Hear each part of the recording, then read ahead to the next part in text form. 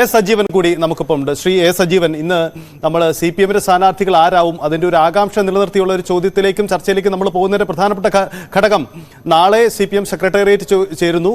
ഇതിനകം തന്നെ ജില്ലാ കമ്മിറ്റികൾ ചേർന്ന് ഈ സ്ഥാനാർത്ഥി ചർച്ചകളിലെ ഒരു ഘട്ടം പൂർത്തിയായി കഴിഞ്ഞു. അതുകൊണ്ട് നാളെ ഒരു പക്ഷേ പ്രഖ്യാപനം ഉണ്ടായില്ലെങ്കിൽ കൂടിയും ഒരു ചിത്രം ഏറെക്കുറെ പൂർണ്ണമാവുന്ന ഒരു ചർച്ച നാളെ നടക്കുമെന്നാണ് നമ്മൾ പ്രതീക്ഷിക്കുന്നത്. അവിടെ ഉയർത്തുന്ന ആകാംക്ഷയാണ് ഇത്തവണ ഈ ലോക്സഭാ തെരഞ്ഞെടുപ്പിൽ ചിത്രത്തിലേക്ക് വരുമ്പോൾ മാറി നിൽക്കുന്ന കഴിഞ്ഞ മന്ത്രിസഭാ അംഗങ്ങളായ അടക്കമുള്ള പ്രധാനപ്പെട്ട ചില നേതാക്കളുണ്ട്. അവിടെ ചില പേരുകൾ ഞങ്ങൾ പരാമർശിക്കുന്നത് KK Shailaja, Thomas Isaac, G Sudhakaran പോലെയുള്ള പേരുകളൊക്കെയുണ്ട്.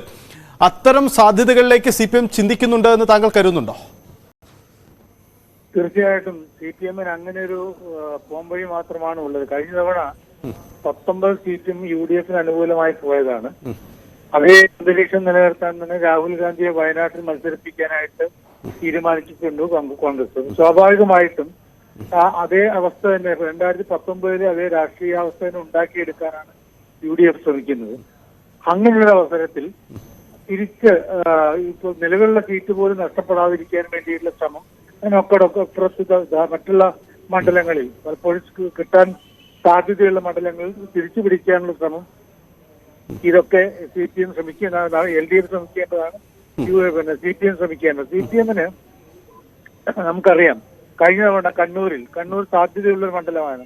പക്ഷെ കണ്ണൂരിൽ അതിന് മുമ്പത്തെ തവണ മത്സരിച്ച PK ശ്രീമതി മത്സരിച്ച് ജയിച്ച PK ശ്രീമതിയെ വീണ്ടും മത്സരിപ്പിക്കുമ്പോൾ അവരുടെ ലോക്സഭയിലെ പെർഫോമൻസ് അത് അത്ര നല്ലതായിരുന്നില്ല. അവർ സംസ്ഥാനത്ത് നല്ല മന്ത്രിയായിരിക്കാം, CPM-ന്റെ പ്രധാനപ്പെട്ട നേതാവായിരിക്കാം, പക്ഷെ ലോക്സഭയിൽ കാര്യമായിട്ടുള്ള പ്രകടനം നടത്താൻ അവർക്ക് കഴിഞ്ഞില്ല. അങ്ങനെ ഒരാളെ അവിടെ മത്സരിപ്പിക്കുമ്പോൾ അവർ അതൊരു ജയിക്കാൻ ഉണ്ടാക്കുന്നതായിരുന്നില്ല. അതേപോലെ തന്നെ വടകര കൈവിട്ടു പോയ CPM-ന്റെ ഏറ്റവും ശക്തമായിട്ടുള്ളൊരു സാന്നിധ്യം ഉള്ള മണ്ഡലമാണ് വടകര.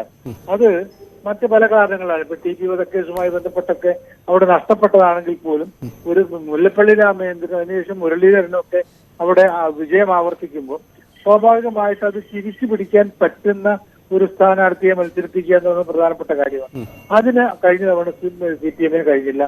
ഇപ്പോഴത്തെ അവസ്ഥയിൽ തിരിച്ചു പിടിക്കാനുള്ള സാധ്യത വളരെ കൂടുതലാണ്. കുറെ കൂടി ജനകീയതയുള്ള, കുറെ കൂടി സ്വീകാര്യതയുള്ള ഒരു സ്ഥാനാർത്ഥി. അപ്പൊ അവിടേക്കാണ് ഇപ്പോ KK ശൈലജയെ പോലെ ശൈലജ ടീച്ചർക്കുള്ള പ്രത്യേകത എന്ന് പറയുന്നത് അവര് മന്ത്രിയായിരിക്കുമ്പോഴും നേതാവ് എന്നൊക്കെ കുറെ കൂടി ഒരു പക്വതയും ഈ പാകതയും ഒക്കെ തെളിയിച്ച ഒരാളാണ്.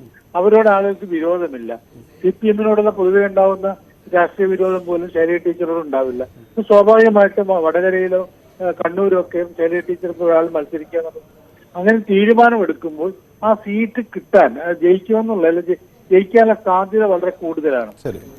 കാരണം ഞാൻ നേരത്തെ പറഞ്ഞ പോലെ ഈ വയനാട്ടിൽ രാഹുൽ ഗാന്ധി മത്സരിക്കുന്ന അവസരത്തിൽ ഏറ്റവും പ്രഗത്ഭരായിട്ടുള്ള നേതാക്കന്മാരെ കോഴിക്കോട്ട് കുറച്ചു കാലമായിട്ട് കണ്ണൂരിൽ നിന്ന് വന്നുള്ള MK രാഘവൻ ആദ്യ തവണ മത്സരിക്കുമ്പോൾ കോൺഗ്രസുകാർക്ക് പോലും വിപ്രതിപത്തി ഉണ്ടായിരുന്നു കുറെ പേർക്ക്.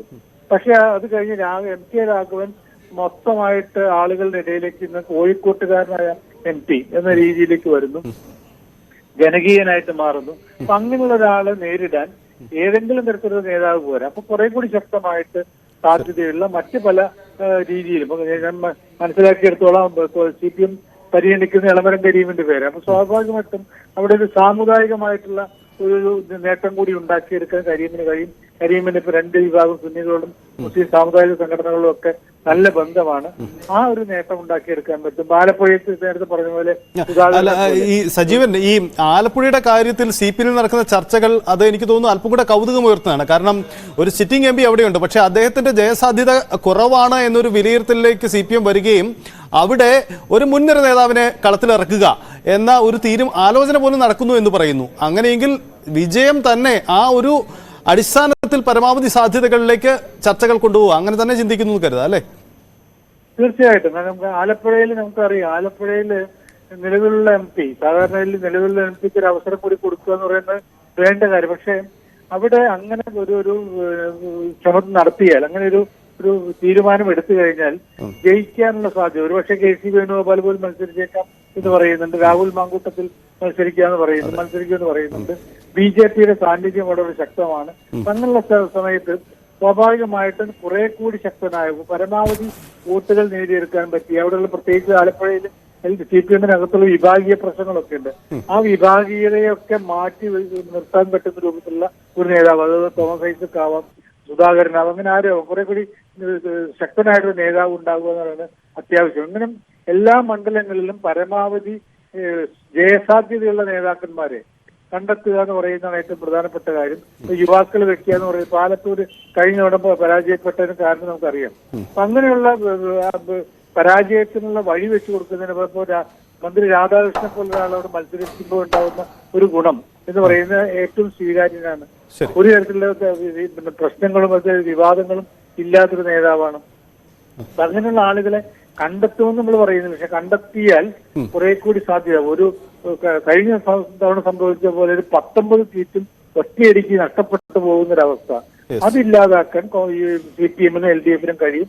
അത് CPI-യുടെ കാര്യത്തിൽ പോലും അവരങ്ങനെ ചെയ്യേണ്ടതാണ്. ഇപ്പം വയനാട്ടിലൊക്കെ രാഹുൽ ഗാന്ധിയാണ് മത്സരിക്കുന്നതെങ്കിൽ ആര് മത്സരിച്ചാലും സാധ്യതയില്ല. പക്ഷെ തിരുവനന്തപുരം പോലുള്ള മണ്ഡലത്തിലൊക്കെ CPI-ക്ക് ഇതേപോലെ പ്രശ്നങ്ങളുണ്ട്. അവര് മത്സരിപ്പിക്കേണ്ടതാരെ എന്നൊരു എന്തായാലും കഴിഞ്ഞ തവണത്തെ പോലെയുള്ള ഒരു രാഷ്ട്രീയ സാഹചര്യം ഇത്തവണ ഇല്ല, അങ്ങനെ തന്നെ താങ്കൾ വിലയിരുത്തുന്നു അല്ലെ? തീർച്ചയായിട്ടും കുറച്ചുകൂടി അനുകൂലമായിട്ട് സാഹചര്യം BJP ഇവിടെ ശക്തമായിട്ട് വരുന്നതുകൊണ്ട് CPM-ന് കുറച്ചുകൂടി LDF-ന് കുറച്ചുകൂടി അനുകൂലമായ സാഹചര്യമുണ്ട്. ആ സാഹചര്യം പരമാവധി ഉപയോഗിക്കുകയാണ് വേണ്ടത്. ശരി, താങ്ക് യു, വളരെ നന്ദി പ്രതികരിച്ചത്. അരുൺ തുടരുന്നുണ്ട്. അരുണ്, നവകേരള സദസ്സ്